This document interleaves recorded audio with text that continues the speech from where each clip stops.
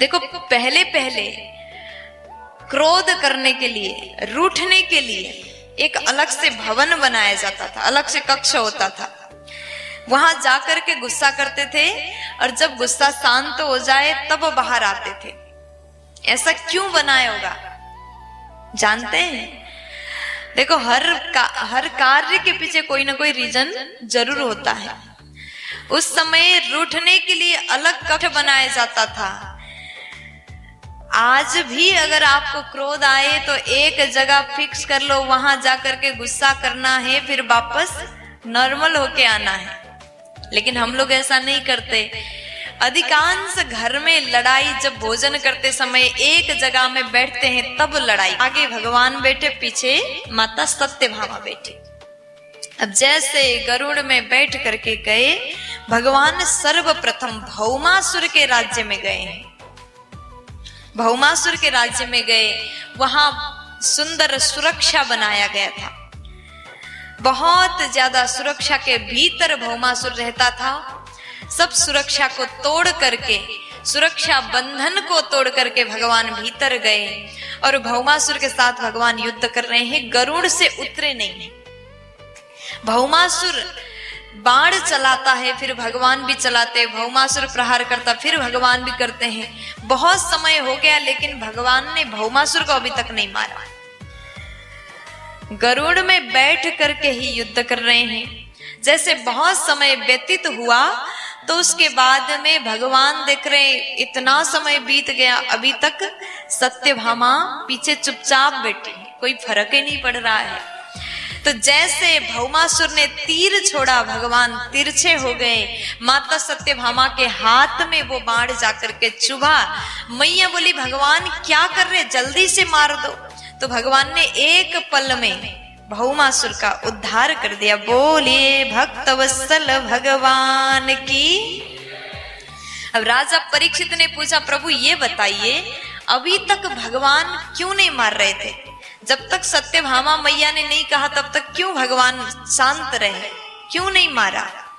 तब सुखदेव जी बोले, राजन, ये जो भौमासुर है ना, भूमि से प्रकट हुआ है और सत्यभामा भूदेवी का अवतार है। मतलब ये दोनों माँ बेटा हुए। और जब ये पैदा हुआ था तब मैया ने कहा था कि प्रभु, जब तक मैं ना कहूं तब तक आप इसे नहीं मार सकते, वचन दिया था। इसी कारण जब तक सत्यभामा मैया ने नहीं कहा तब तक भगवान ने भौमासुर का उद्धार नहीं किया।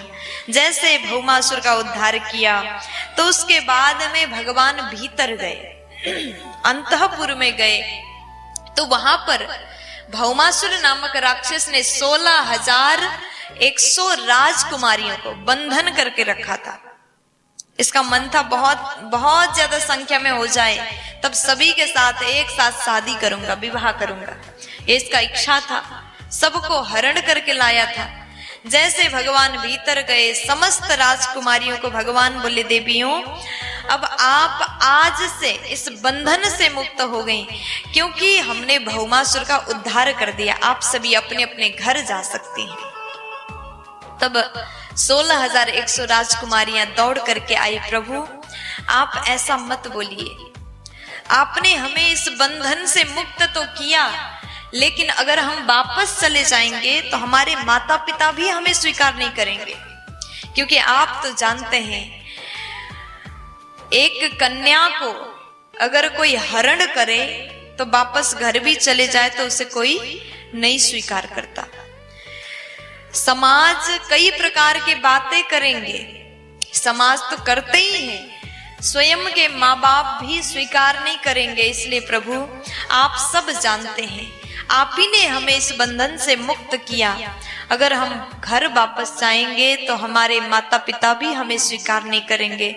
इसलिए हे नाथ, आप ही हमें स्वीकार करिए। हाथ जोड़ करके 16,100 राजकुमारियों ने प्रार्थना किया, प्रभु आप हमारे साथ में विवाह कर लीजिए। पहले तो बस इतना कहा कि आप हमको स्वीकार करिए, हम आपके शरण में हैं, हम आपके दासियां हैं। लेकिन भगवान बोले मैं तुम सभी के साथ में विवाह करूंगा, आप सभी द्वारिकापुरी जाइए। सब द्वारिका गए। भगवान स्वर्ग जाकर के इंद्रदेव के साथ में युद्ध करते हैं। युद्ध करके पारिजात का पेड़ लेकर के आते। पहले तो मांगे, इंद्रदेव ने मना कर दिया, तब युद्ध करके सत्यभामा के लिए वृक्ष ही उखाड़ करके लाए। और इधर द्वारिकापुरी में सत्यभामा मैया के आंगन में उस वृक्ष को लगाया। नित्य प्रति माता सत्यभामा वही पारिजात के द्वारा श्रृंगार करती हैं और भगवान ने 16,100 राजकुमारियों के साथ में विवाह किया। देखो, लोग कहते हैं भगवान होकर के 16,108 विवाह किया। हम लोग 2-4 कर ले तो कौन सी बुराई है। कुछ लोग कहते हैं जिसका मन हो वो करें, लेकिन भगवान के साथ में अपना तुलना कभी नहीं हो सकता। हम इंसान हैं, वो भगवान हैं। भगवान ने 16,108 विवाह किया तो 16,108 रूप बना करके सभी के साथ में रहें। इंसान ये कभी नहीं कर सकता।